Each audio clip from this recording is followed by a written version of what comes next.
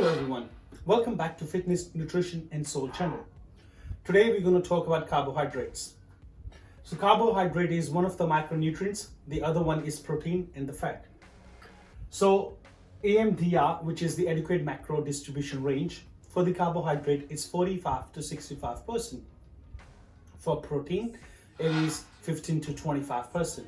For fat, it's 20 to 35%. So the carb is divided into the simple carbs and the complex carbs. So the simple carbs are the one which digest quickly, such as your sugar, and the complex one is the one which takes a time to digest. So the carbs is further divided into the monosaccharides, which means the single unit, disaccharides, which is double, and the polysaccharide when it got the more than 10 carbons.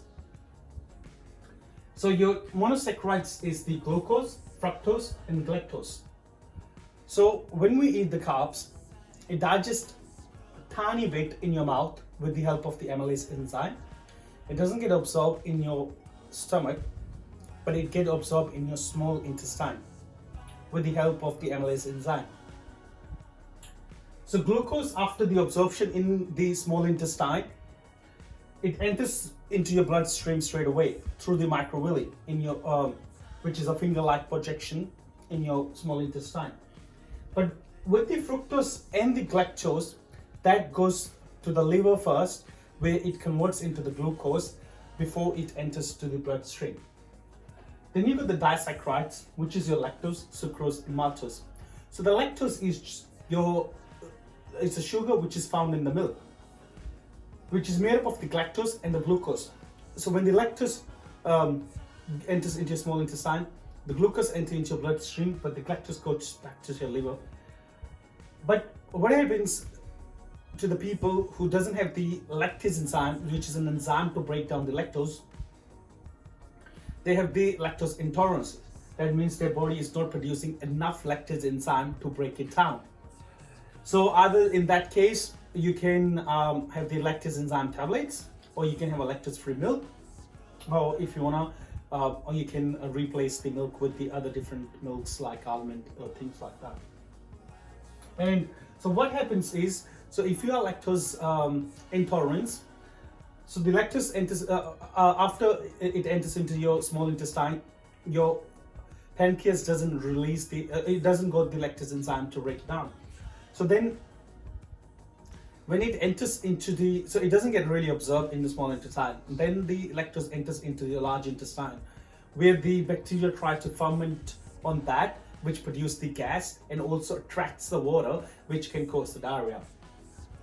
Then you got the sucrose, which is a table sugar, which is made up of the fructose and the glucose, sorry.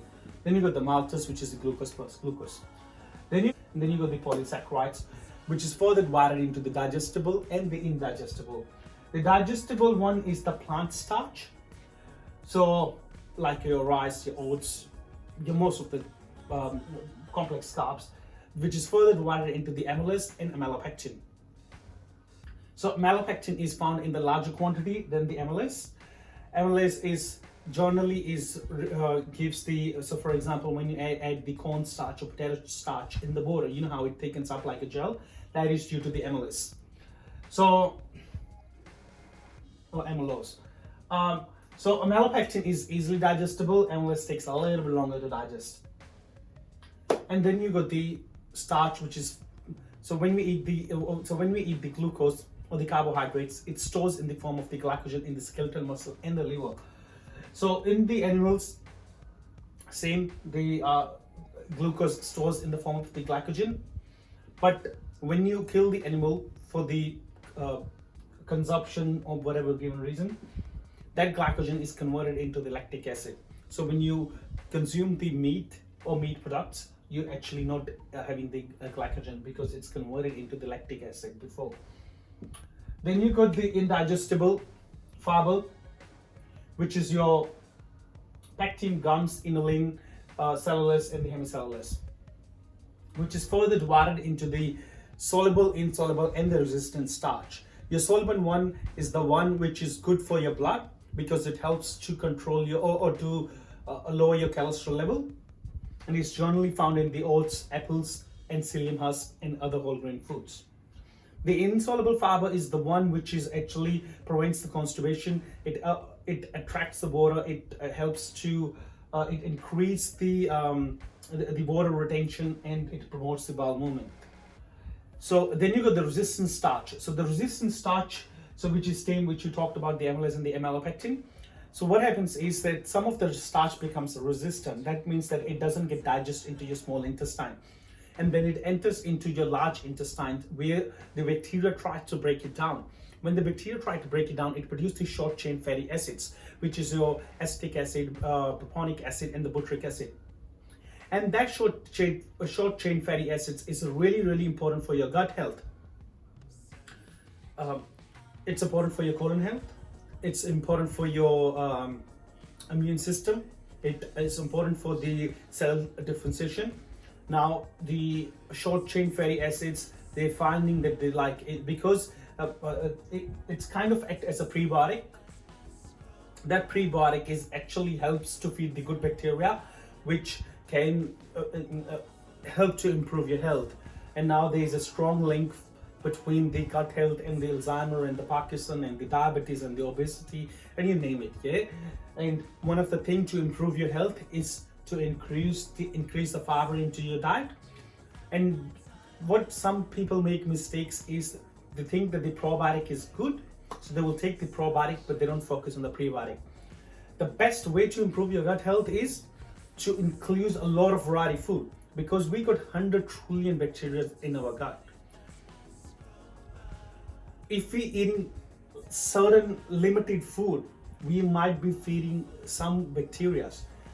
But if we eat a lot of variety of food, especially the vegetables and the fruit with the different colors, the more variety of food we eat. So for example, different types of the vegetable, different types of the grains, different types of the fruits, we are actually increasing the diversity of the gut flora. That increasing the diversity of the gut flora will improve your health. It will not just your colon health, but it will also improve your immune system. It will decrease the chances of the obesity. It will improve your heart health. It will even decrease the inflammation in the body, and so on. And I've actually made another video about the gut health. So if you guys need more information, you can go and watch that gut health video. So the way you can increase resistant starch is already found naturally in some foods like beans and bananas and other grains.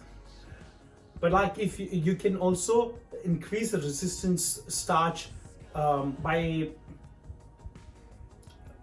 you can increase the resistant starch. For example, if you cook the rice, if you consume the rice straight away after cooking, it digests pretty quickly. However, if you cook the rice, leave it overnight and consume it, or reheat it next day and consume it, starch become resistant. So that means it doesn't get absorbed in your small intestine, it enters in the large intestine.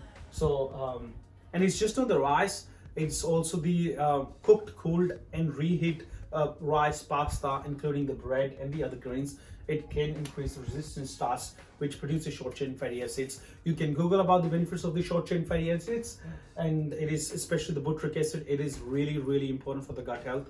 And now it's gonna be like, now they're trying to find out certain type, which particular bacteria is which bacteria got the benefits, and the which bacteria got its pathogenic properties. So for example, eating too much red meat can increase the pathogenic bacteria.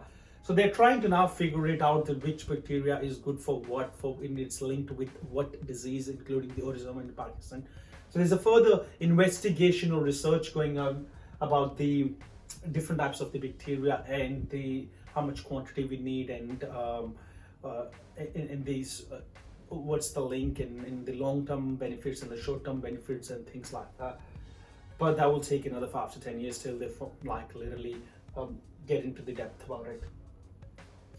So the best way to consume the carbohydrates is another thing which I forgot to mention is that what they found is the people who actually stay on a very low carbohydrate diet, they actually have a shorter lifespan, maybe 2 or 3 years, than the people who actually consume around 50% of the um, total calories from the carbs.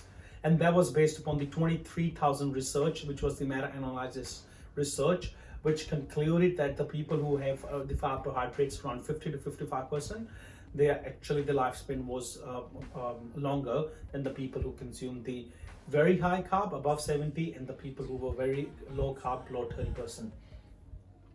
So there are many ways you can add the different sources of the carbohydrates. So you can have the whole grains, you can have the vegetables, you can have the fruits, you can have the dairy, around 2 serves in a day, and so it's better rather than having from the 1 or 2 different sources. For example, just the rice or the wheat or other grain. It's actually better to incorporate from the different sources, different types of the vegetables, different types of the fruit, and different types of the grains. Because the more variety you have, the more phytonutrients you're gonna have it, and the different types of the fibers you're gonna get it, which is gonna improve your gut health. It's the different antioxidants and the phytochemicals. So just the last thing about the sugar, that there is a thing out there that the sugar is pure evil. The reality is there's still not a really strong association which says that this sugar actually increase the weight as long as you're having the isocaloric diet. So what do I mean by that? For example, if you're having 2,000 calories a day, and you out of that you're having 1,000 calories from the carbohydrates, and 1,000 is coming from the 1,000 carbohydrates is equivalent to 250 grams of carbs. So if you're having, for example, 50 to 60 or 70 grams of sugar out of the 250 grams, it's not gonna cause any harm as long as you're eating the isocaloric diet. So it will generally start causing the problem when you will have consumed the calories more than your body requires. But having said that, though, and also there's another thing out there that the sugar causes the cancer. There is literally any strong association has been found. Having the excess sugar can cause the weight gain, and it's the weight gain which actually can cause 13 different types of the cancer. You can go onto the Cancer Council website and you will still not found. The way they have written is to limit the sugar so that you don't gain the weight, and that weight gain is generally happening because people go beyond the calories expenditure. So for example, if you're having 2,000 calories and you started having 2,400 calories, and that 300 calories is coming from the sugar, it's gonna cause the weight gain, and that weight gain can cause increase of cancer. And the reason the sugar is actually suggested to have it in the minimum quantity, the couple of reasons. It's very easy to consume a lot of calories from the sugar. Like for example, you can have like if you grab a chocolate thick shake, for example, they can have like up to 50 grams or up to even 80 grams of sugar or carbohydrates for no reason, which doesn't give you much nutritional value. Compared to that, if you have that 50 to 80 grams of carbohydrates from the sweet potato, broccoli, other different types of fruits or vegetables or grains, you're getting a lot of phytochemicals, phytonutrients, vitamins, minerals, fiber, and also it's slow digesting, and so it's giving you the all other nutrients as well. And that's one of the reasons that the sugar is actually being encouraged to have it minimum, so that you can have the same amount of the carbs from the different sources which offer the health benefits. Not that the sugar is the pure evil. If you're a really active person, and if your body needs a lot of carbohydrates, which is generally in the athletes, some athletes needs to consume 4,000, 5,000 calories. And if they're having even 50% of this, and they go up to 60 to 70%, but even if they're having the 50,000 or 50% calories from the carbohydrates, and a person who's consuming 5,000 calories, that's 2,500. That's more than 600 grams of carbs a day. It's very hard to digest the 600 calories or 600 carbs from the grains and the fruits, and it will cause bloatiness because it will have too much fiber. In that case scenario, around the workout, they can have the sugar, and it's not really going to harm them.